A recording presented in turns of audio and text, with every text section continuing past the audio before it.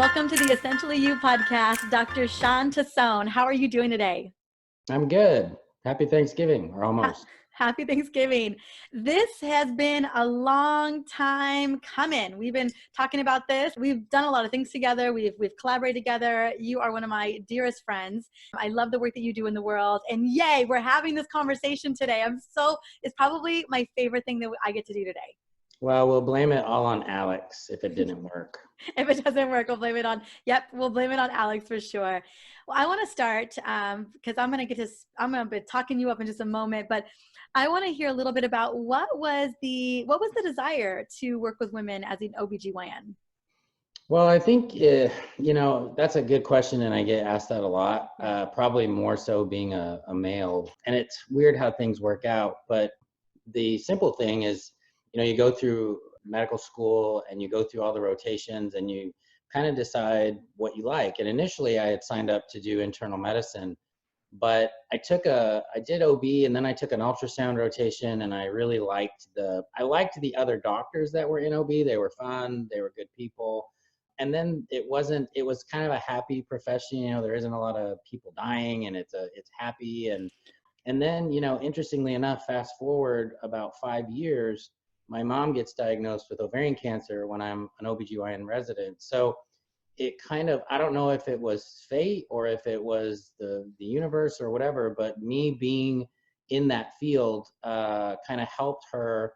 She eventually passed away from that, but it did kind of help a little bit with me understanding, conveying things to her, and it worked out for the best. And then kind of fast forward 15, 20 years, and now I'm taking out these Essure coils and working on behalf of women's, advocacy around the world, really helping with hormones. And it's really kind of, I don't know, it's kind of matured as my journey's matured. I love that. And I absolutely agree. There are definitely lots of happy parts and times. I know that it's the evolution of being an OB-GYN, or even the evolution of understanding what's going on with women's hormone health has changed so much.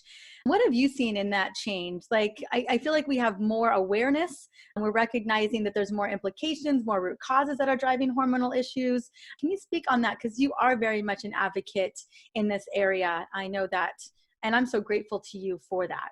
Thanks. Well, 15 years ago, when I started prescribing bioidentical hormones, it was literally voodoo.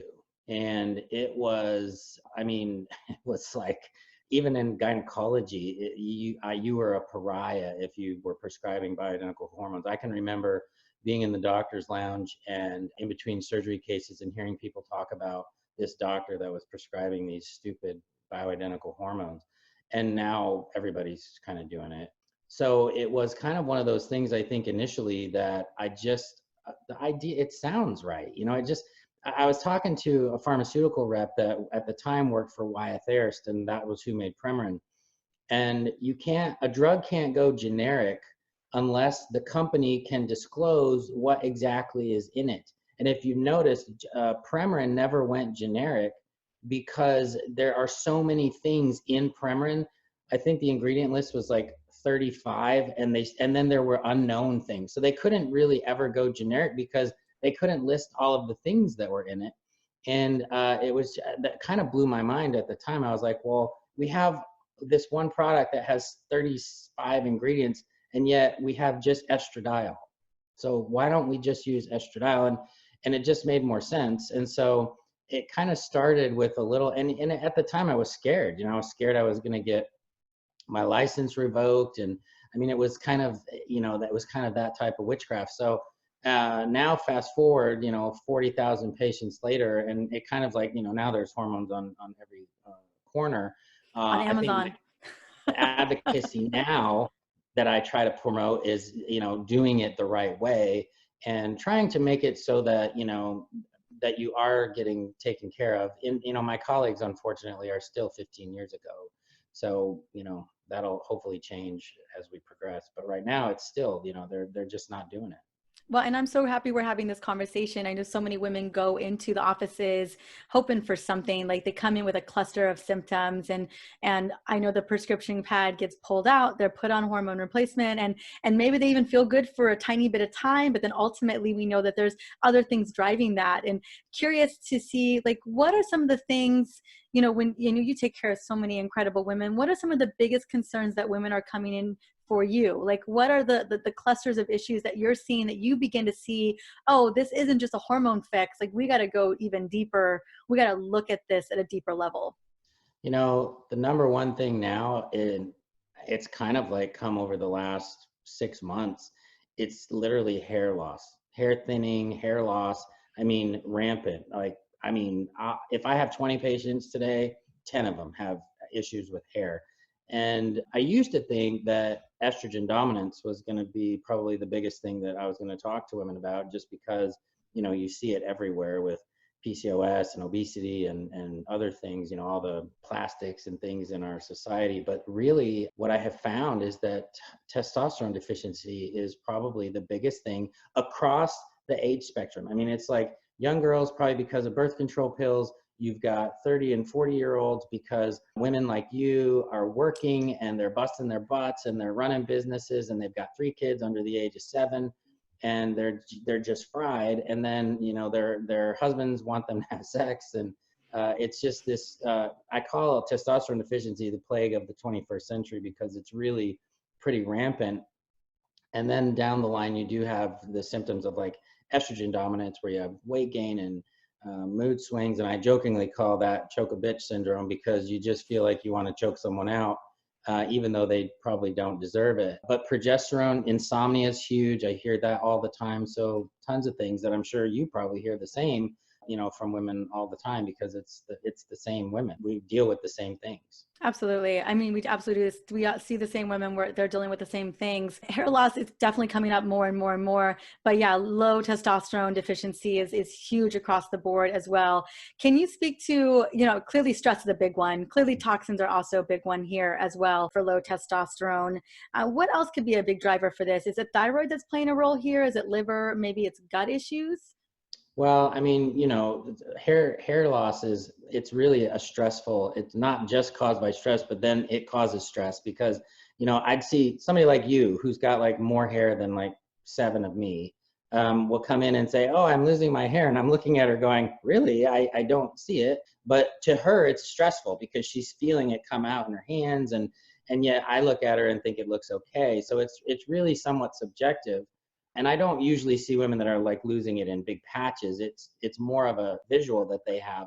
But it is stress, it's genetics to a certain degree. But hormonally, what I see is, what's interesting is that progesterone really, when women are pregnant, they have great hair. And it's because their progesterone levels really stop the hair in what's called the telogen phase, which is right before it falls out. So hair growth cycles kind of slow down, so you maintain all this great hair. And then after you deliver your baby, you'll be taking showers, and you hear it all the time. My drain is full of hair. And it's because the progesterone levels drop. The hair that was going to come out over the last few months is now coming out in droves. So definitely hormone imbalances play a role in that. We know that women that have issues with too much testosterone, or that convert testosterone into dihydrotestosterone, will actually have some hair loss. That's usually more of a male pattern kind of issue, where they'll lose kind of up Right in here. here, that you Yeah. can see where I have a little. Although I am told that I have great hair. So You do have gray hair. Can we I've just got say that. that? Yeah. I've got that gray and great. So I do Gray look and great. sophisticated. So It's yeah, it lends to the credibility. I'm telling you, and the beard that makes me look older. So it's hormone imbalance for sure. Obviously, hair is a part of skin.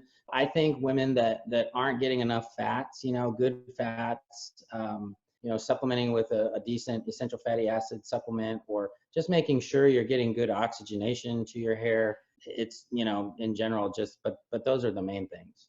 How about also, I didn't know if low thyroid played a big role here. Like Low if women. thyroid's huge, and even subclinical hypothyroidism, so this is the big thing right now. We call it subclinical hypothyroidism, which means you don't have a diagnosis in the sense that the labs actually say it's abnormal. And I always tell patients, look, abnormal or normal isn't always normal. When you have a free T3, range of 2.3 to 4.4 and you're at 2.4, but you have a lot of symptoms of hypothyroidism, like you're sluggish, you're cold all the time, you've gained some weight, your hair is thinning, you're hypothyroid. If Your it lab, looks like a duck and it quacks like a yeah. duck, it doesn't And care what the hell the labs say, because the normals right. may be off, or the interpretation of it may be off. Well, it's not Like, normal for you apparently. yeah, And exactly. you're in the 10th percentile or the 5th percentile. Maybe you'd feel better in the 80th percentile. It's still normal, but I can't tell you how much better women feel when they're up there.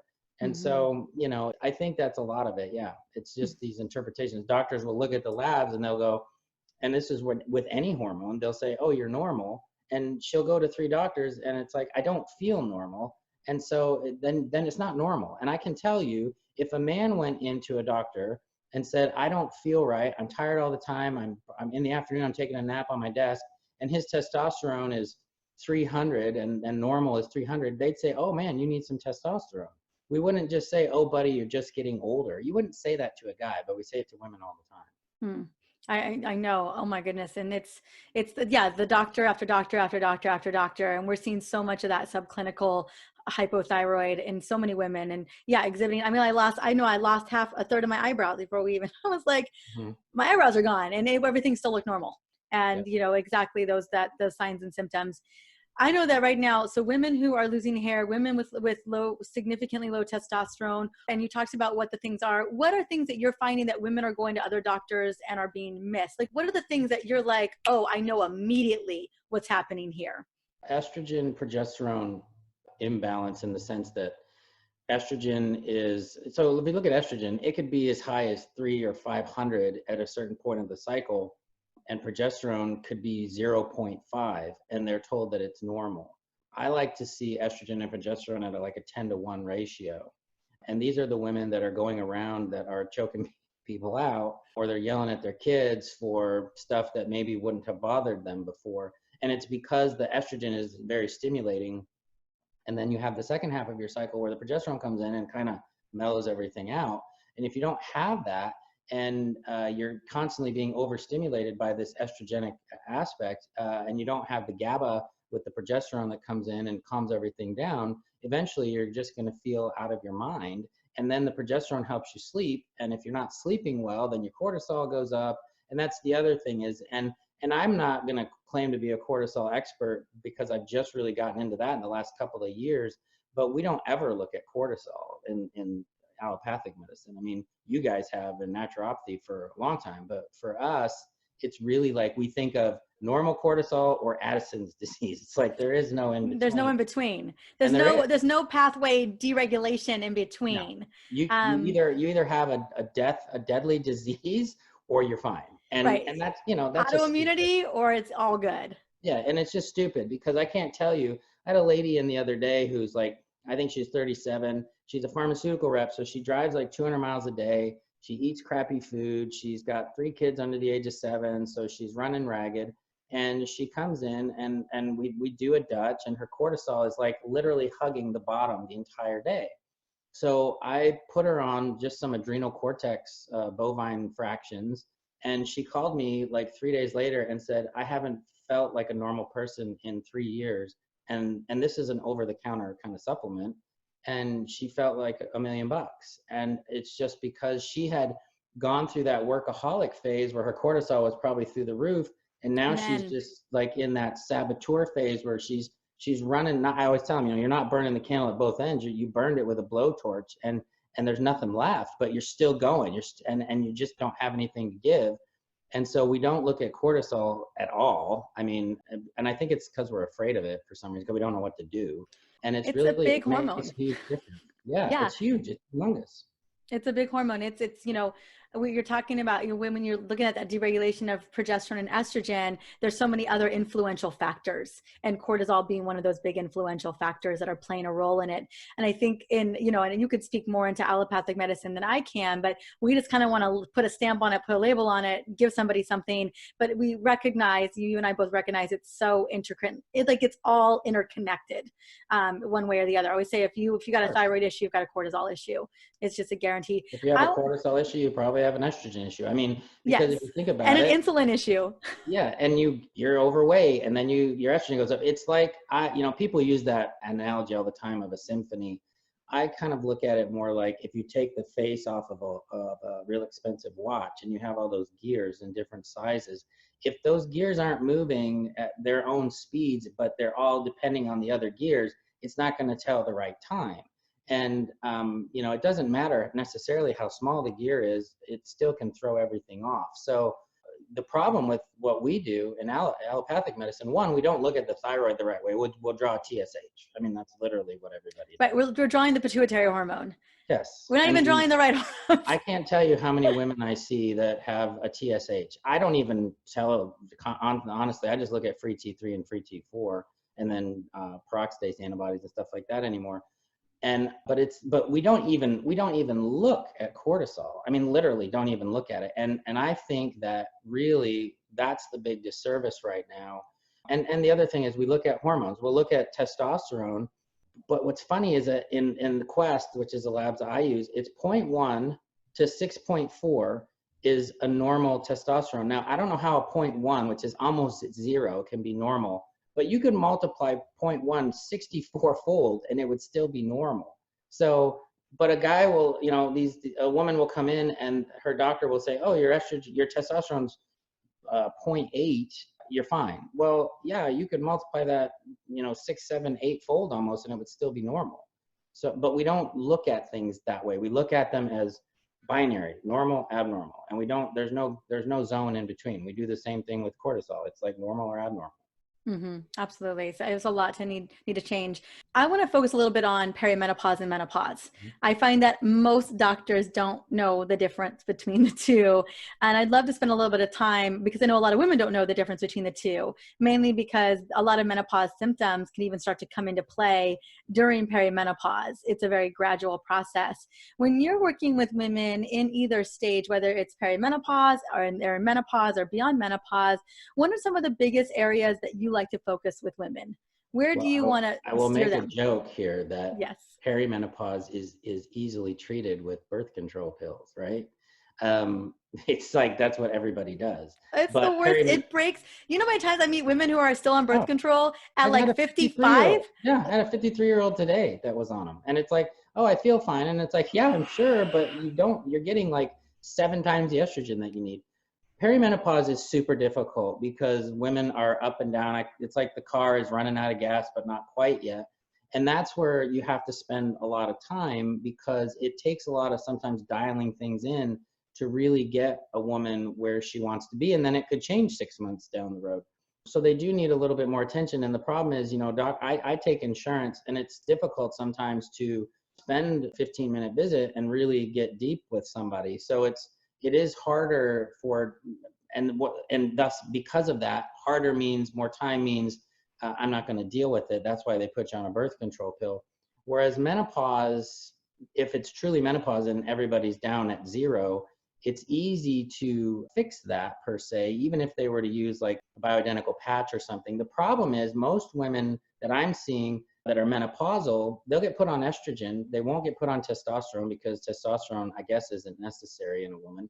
At least that's what most doctors think. Definitely after menopause, it's not. Yeah. Clearly. Or the other thing is if they don't have a uterus, they don't get put on progesterone. So they're estrogen dominant, and it's like, and they still feel like garbage. So it's really hard. And I want to spend a little time on hysterectomy as well and talk a little bit about women being thrown into menopause way earlier than they anticipated. So often women, I can't tell you how many times women come to me with complete hysterectomy and don't even know if they're in menopause still.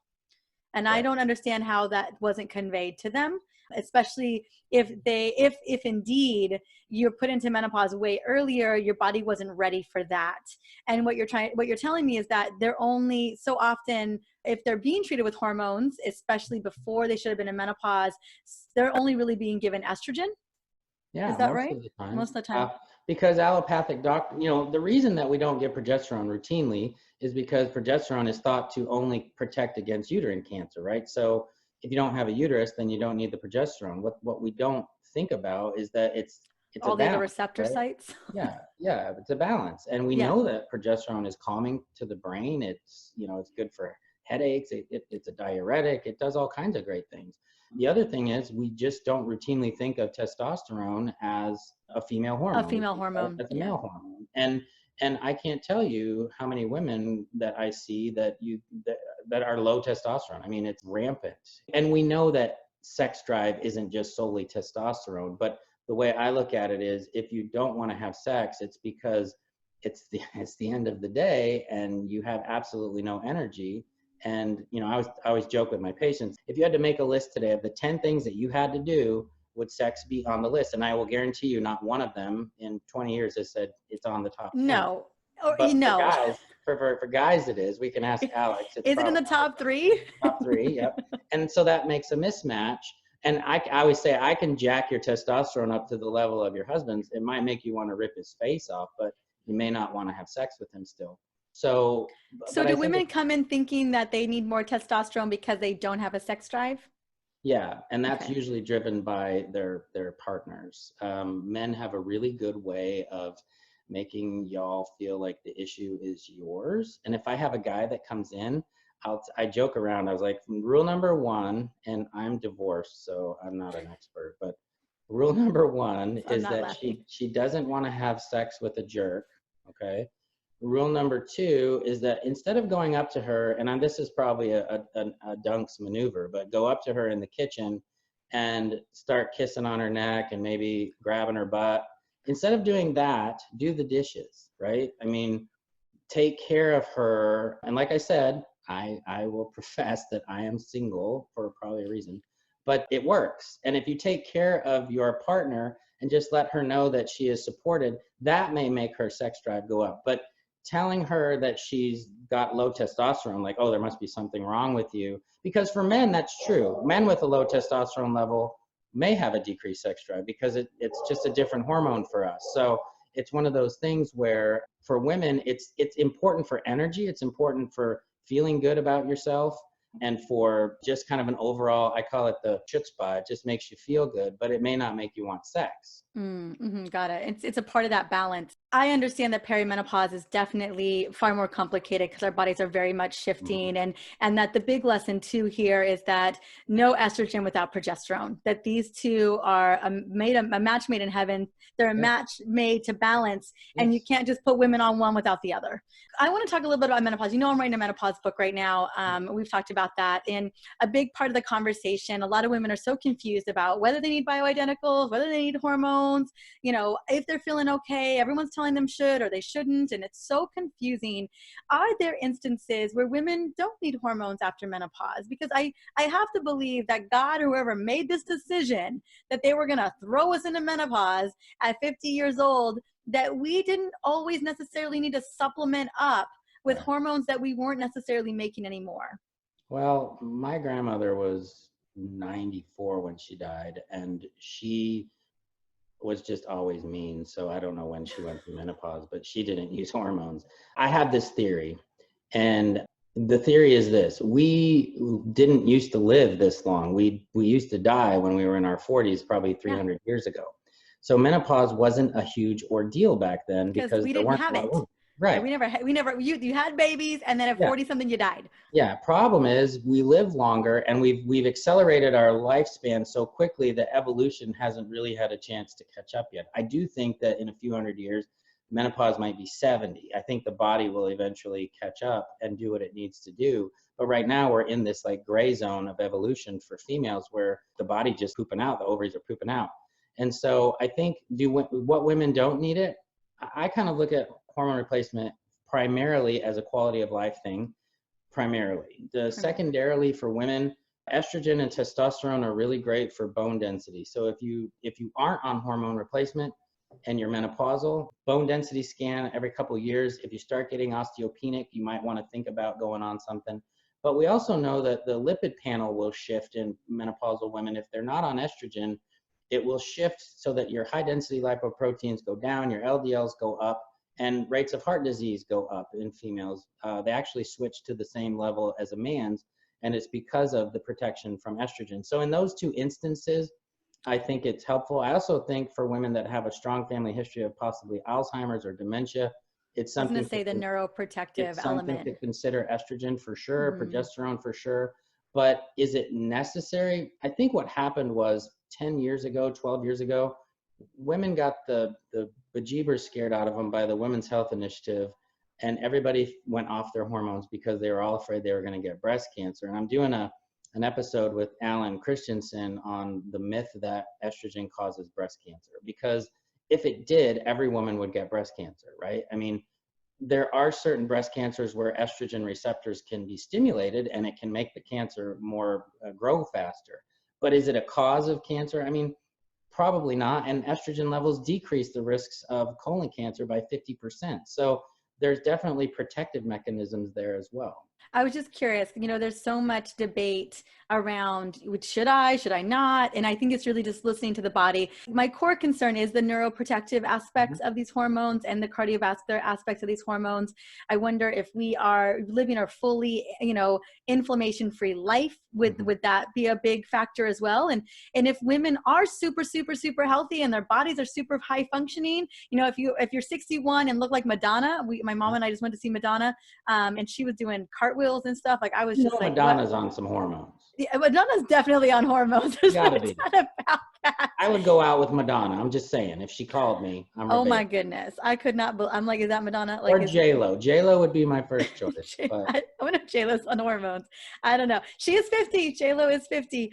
But there's I wonder, if women are able to take care of themselves, like set themselves up for success. I know some women are coming into perimenopause and menopause, and maybe they haven't made the best life choices, and they're really feeling the repercussions of that combination of life choices coming in and hormones deregulating or going all over the place. I feel like that is the perfect brew of things just going wrong inside of the system. And so I really appreciate kind of your stance on that, and wondering where you stand, in trying to do the research and discover, like, where is my stance on it as well, whether women need hormones 100% or not after no, 51 years old. I would say no. Do they need them? No.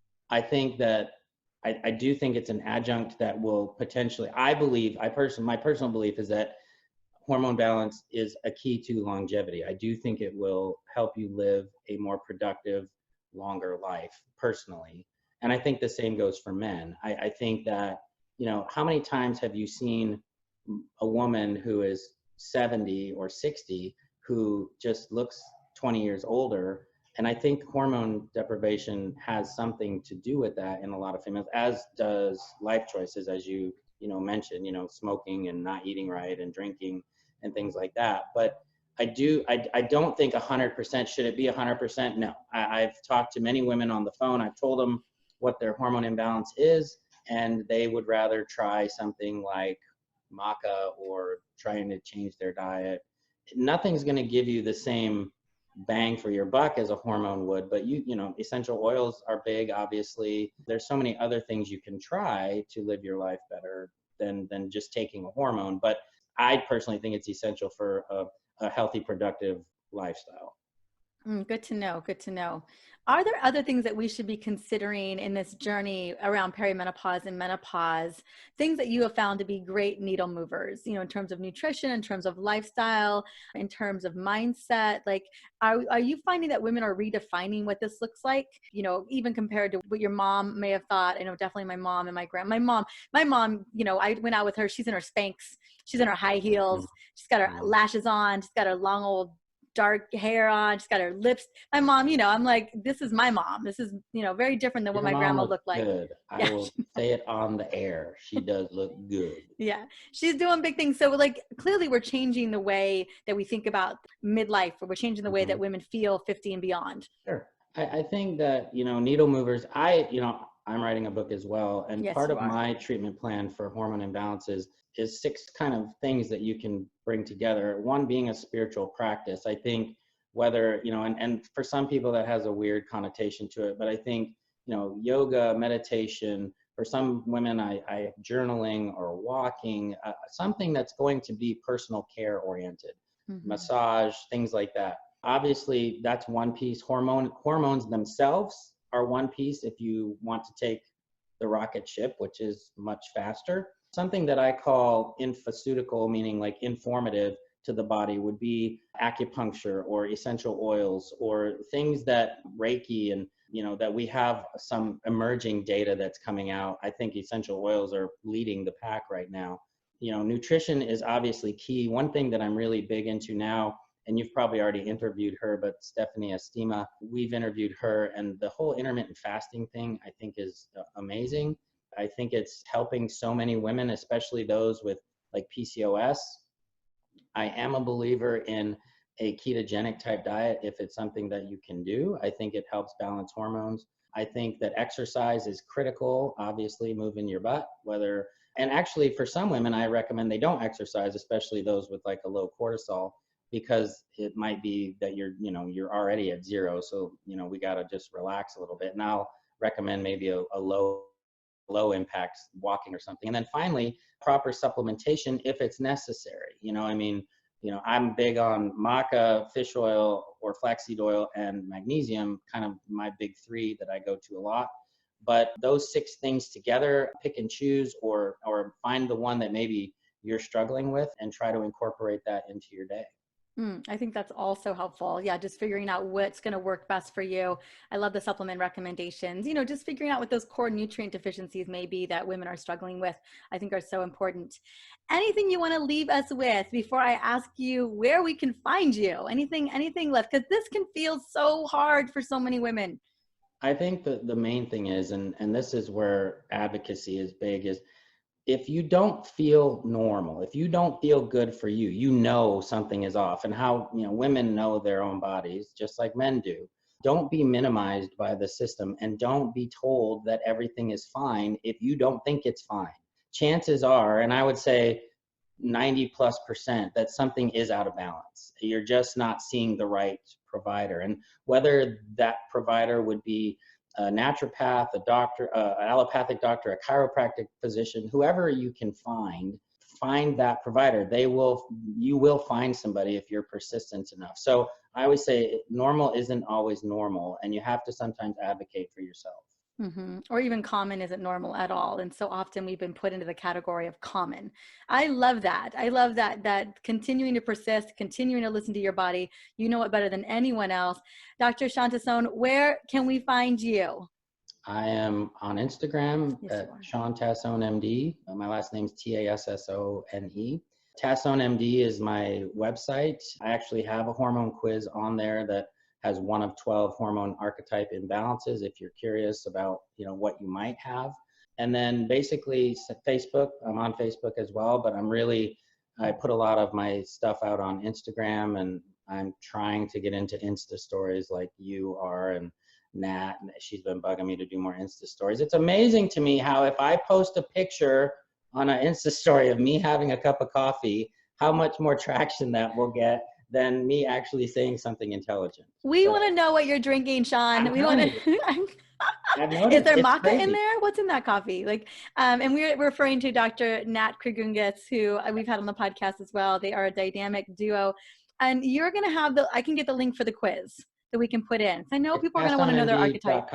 It's tassonemd.com/quiz. I'll go grab it. I'll put it into the show notes so that you guys can go and check it out. And Shawn, thank you so much for coming in and sharing your brilliance. And I love the realness. I always love our conversations. I know so many people walked away with moments today like, oh, now I get it. Keep doing the good work that you're doing. Appreciate you.